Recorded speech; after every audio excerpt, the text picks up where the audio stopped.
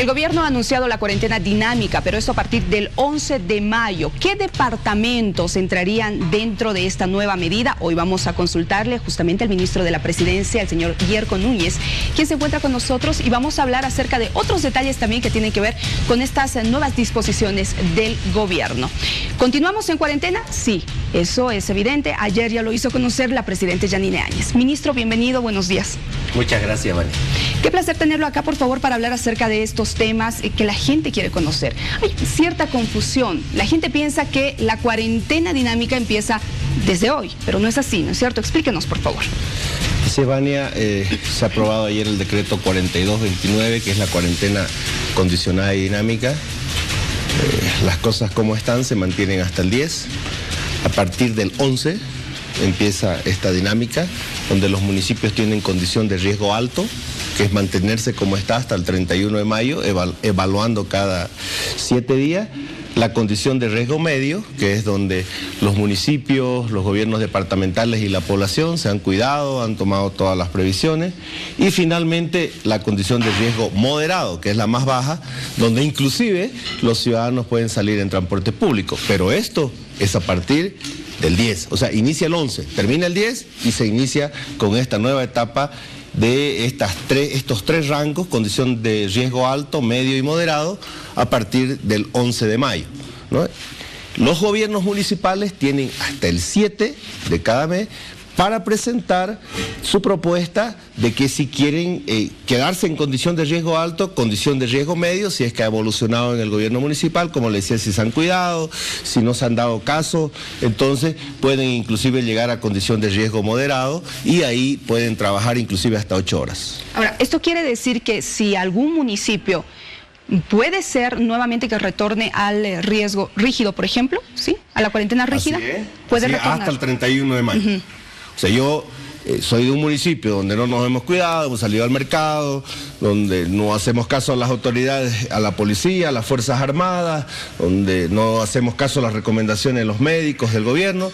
Entonces nosotros nos podemos quedar en la condición de riesgo alto y mantenemos la cuarentena como está hasta el día de hoy. Ahora, ¿qué pasa con los servicios departamentales de salud? Ellos tendrán que hacer la evaluación. ¿Cuál va a ser el trabajo para poder definir este municipio se queda en riesgo alto o riesgo moderado? Pueden ir variando, como nos decía hace un momento, en el mes. Los gobiernos municipales tienen que hacer una evaluación en su propio municipio, en su propia autonomía, con organizaciones sociales, empresarios, gastronómicos, hotelería, con todos los sectores que hay en cada una de las poblaciones. Luego ellos presentan sus argumentos al SEDES departamental, el SEDES evalúa y presenta al Ministerio de Salud, y finalmente quien da el ok es el Ministerio de Salud, de acuerdo a la evaluación que han hecho cada gobierno municipal y los gobiernos departamentales. Ahora, ministro, ¿es posible que ninguna región ingrese perdón, en esta medida moderada?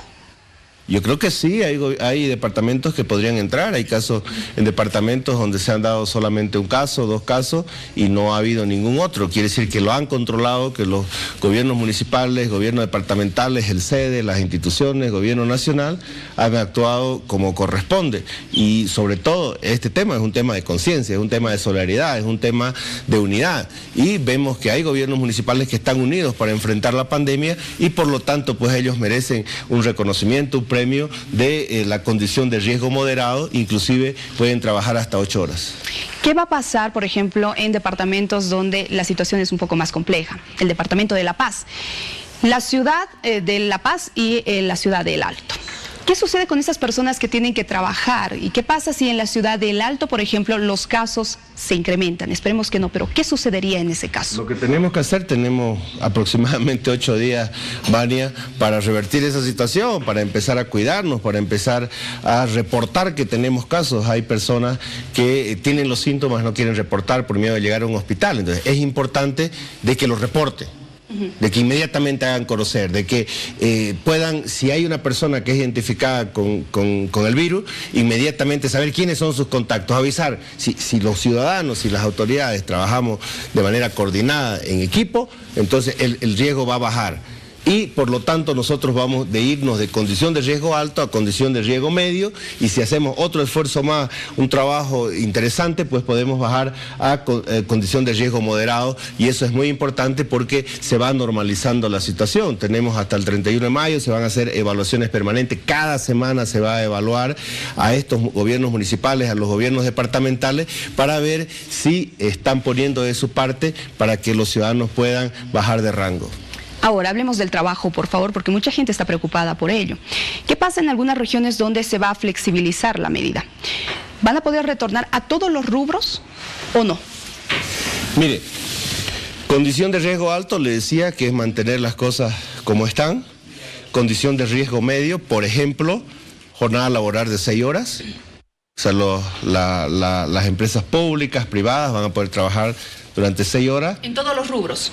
En todos los rubros, desde las 6 de la mañana a 3 de la tarde. Usted me puede preguntar, pero ahí hay 9 horas. En ese rango pueden trabajar 6. No es que van a trabajar todas las 9 horas. De las 6 a 3 no. Muy bien. Si no, pueden entrar a las 8, salir a las 2 de la tarde, pueden entrar a las 10 de la mañana o 9 de la mañana y salir a las 3 de la tarde. O sea, 6 horas.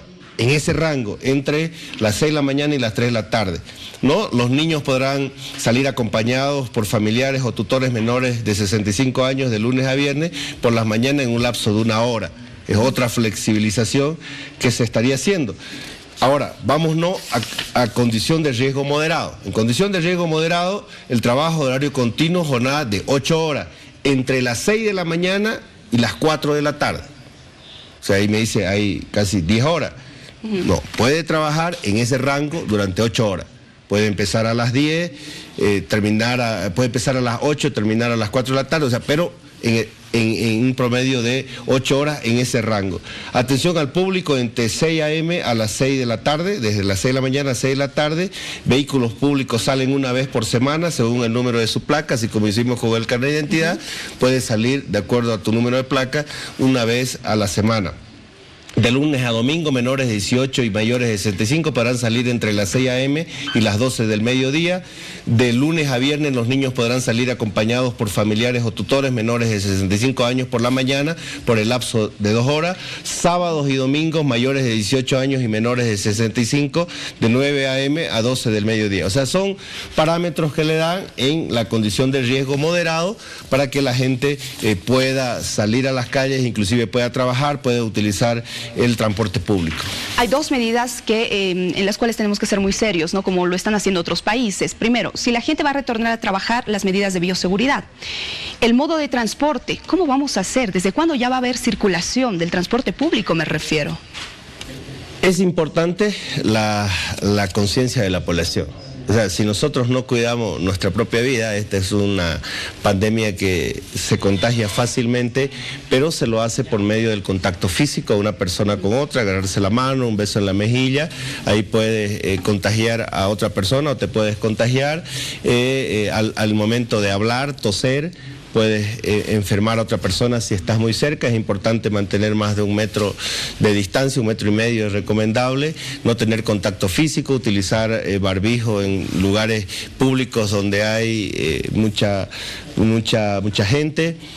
Son las recomendaciones, lavarse permanentemente las manos, son las recomendaciones del Organismo Mundial para la Salud. Entonces es importante que nosotros cuidemos nuestra salud, cuidemos nuestra vida, cumpliendo con todos estos requisitos y estas normas para que no pudiéramos contagiar o no pudiéramos contagiarnos. Entonces la pandemia va a bajar en su impacto si nosotros cumplimos con todas estas recomendaciones. ¿Qué pasa si en una determinada empresa se registra la propagación del coronavirus? ¿Qué tendría que suceder de acuerdo a protocolo?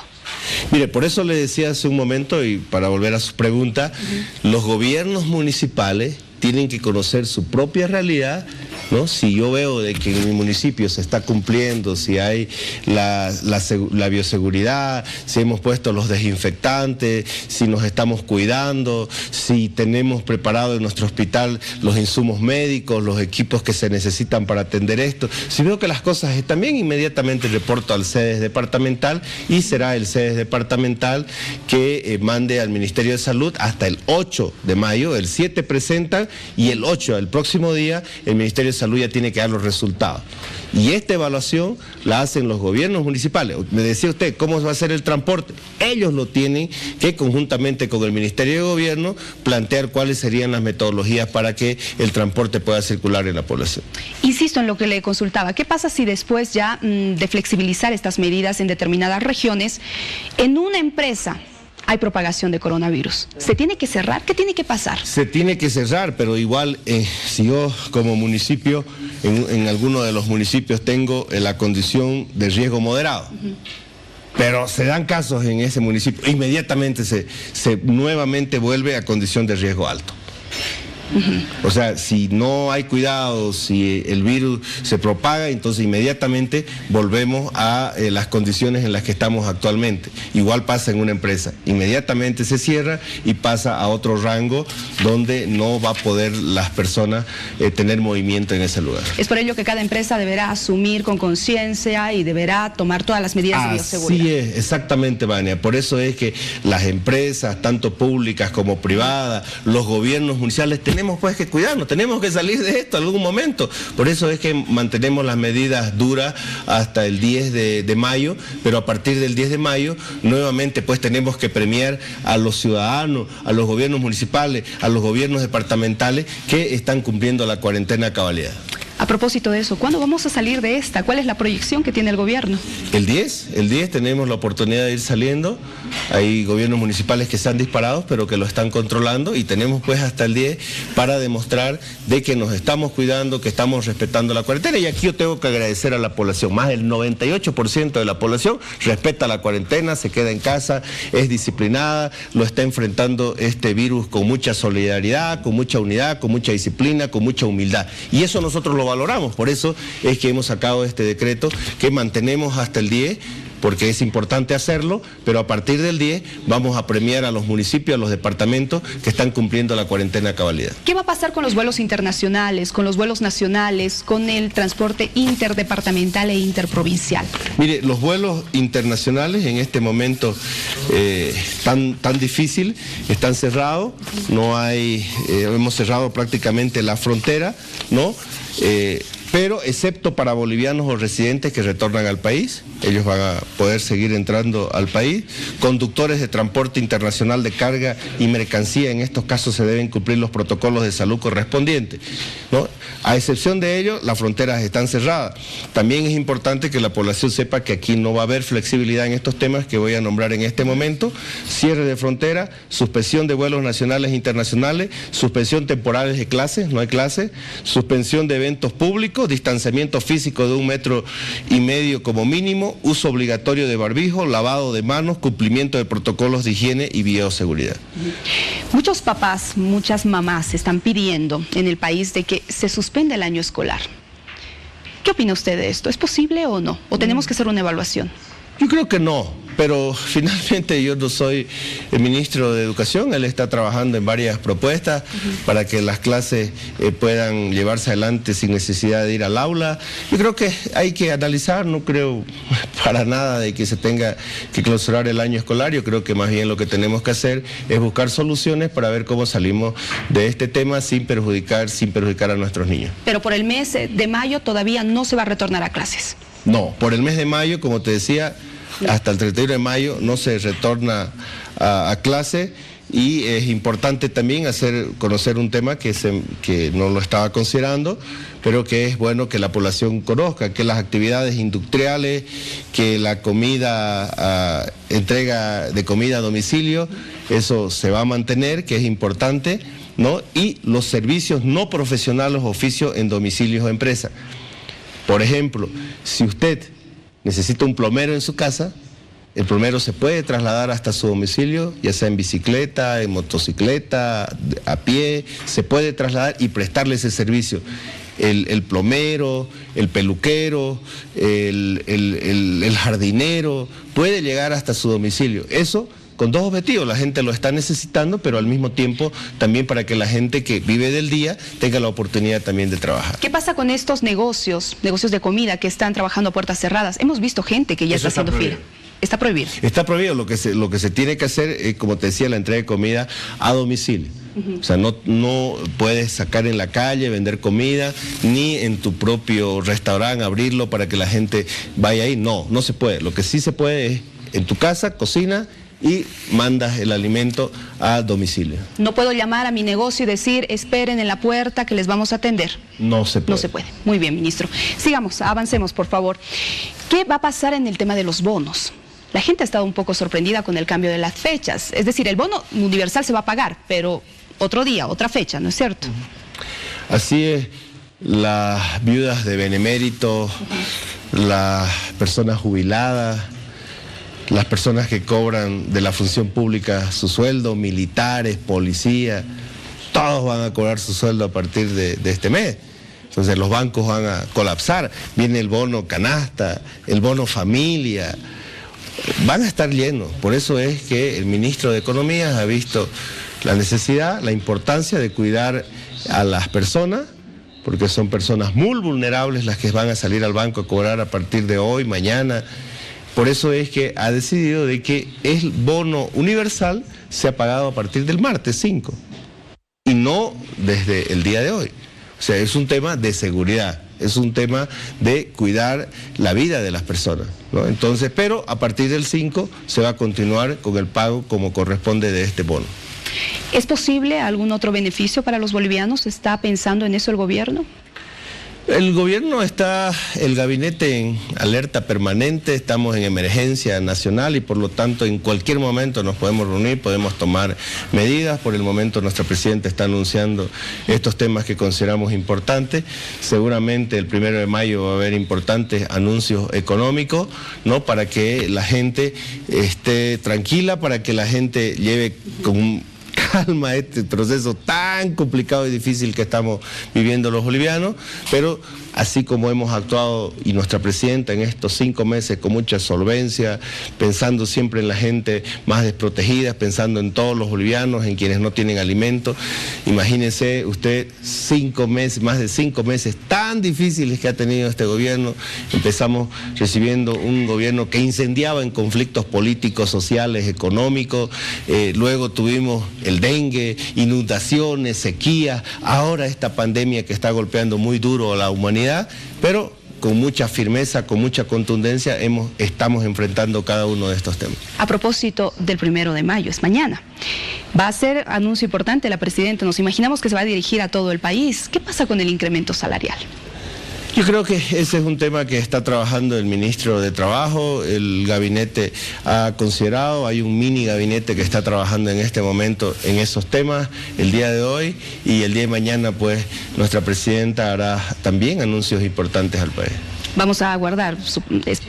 Pensamos que no puede hacerlo ahora, no puede dar ningún anuncio, ¿no, ministro? Todavía. No, porque no conozco a detalle los temas, sería irresponsable de mi parte. Hay un ministro de Trabajo que está viendo este tema, hay otros ministros, el de Economía, inclusive después de estas entrevistas yo voy a ir a Palacio a reunirme con ellos para ver cuáles son los anuncios que daría nuestra presidenta. Lo que sí es claro que el viernes es feriado. Es feriado, nadie trabaja. Y lo del viernes se traslada al sábado. Es decir, la gente que tenía que hacer trámites, hacer el cobro, el día viernes va a poder hacerlo el día sábado. Así es, que terminan su carnet 9 y 0. Muy bien. Esas personas que terminan su carnet en 9 y en 0, que salen los viernes, no van a salir el viernes porque es feriado, pero lo van a hacer el día sábado. Ministro, aprovecho su visita para hablar del tema político. Lo están haciendo los asambleístas. Ellos proponen de que en 90 días más se realicen las elecciones. ¿Qué opina usted de ello? Que demuestra una vez más que no les interesa la salud y que no respetan la independencia de poderes. El órgano electoral ha dicho una cosa y ellos salen a imponer otra. Nuevamente utilizan sus 2/3 para tratar de hacer política, para tratar de cómo volver al poder. Lo hicieron durante 14 años para quedarse en el poder, ahora están desesperados por volver al poder.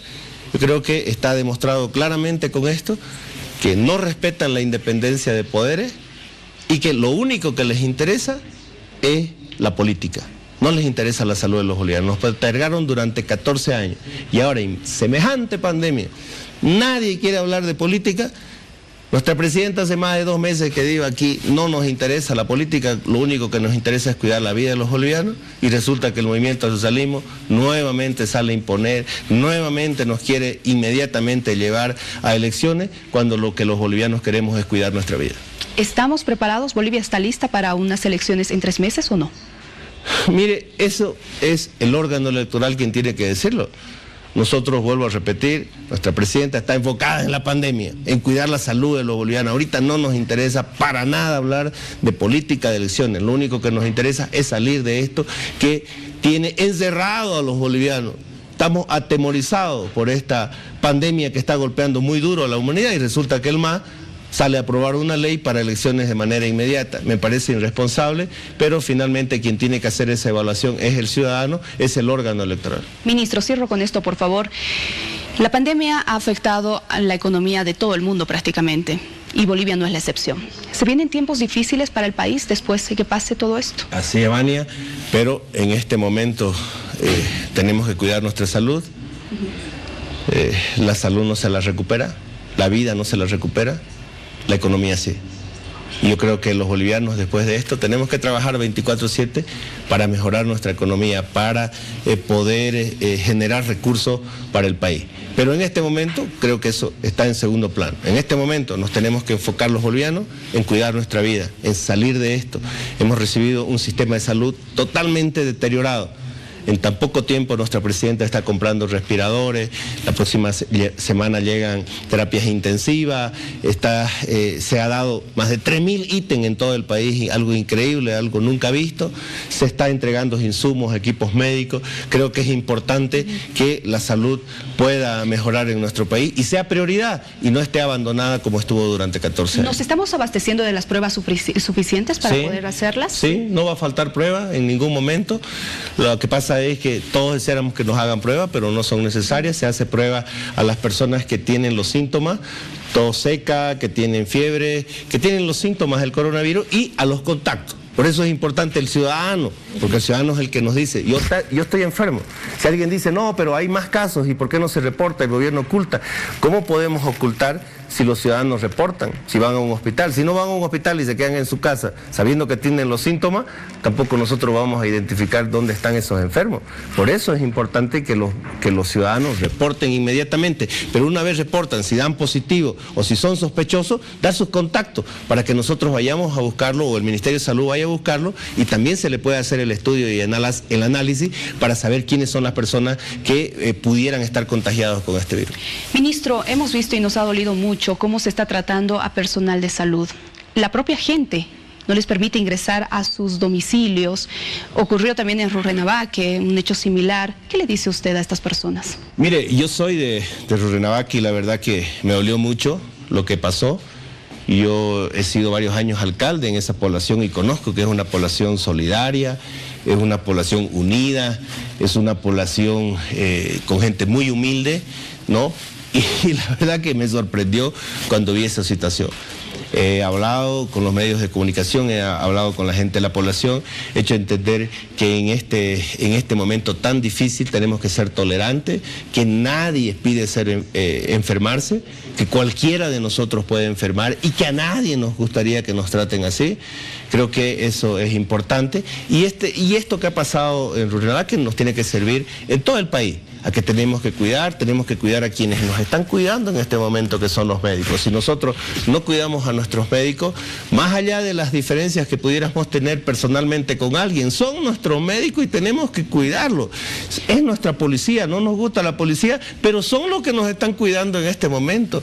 Las Fuerzas Armadas, de repente a alguien no le gusta, pero son los que nos están cuidando en este momento. Si nosotros no cuidamos a quienes nos están protegiendo, entonces creo que estamos mal. Por eso es importante la solidaridad, es importante estar unidos en esta pandemia que está golpeando muy duro a la humanidad. Es importante cuidar a las personas del banco, a nuestros periodistas que nos mantienen informados y que están arriesgando su vida, a la gente que que sale a las calles a protegernos, ¿no? Que la persona que recoge la basura, porque la basura se sigue generando, hay que recogerla, la gente está saliendo a recogerla. Entonces es importante que todos estemos unidos para enfrentar esta pandemia y que no nos estrellemos contra alguien que porque pudiera estar enfermo, mañana podemos ser nosotros. Así es, ministro, me quedo con sus palabras, ser más tolerantes con estos hombres y mujeres que están en primera línea luchando contra el coronavirus. Le agradezco mucho por su visita. Muchas gracias, María. Tenemos más en Al Día.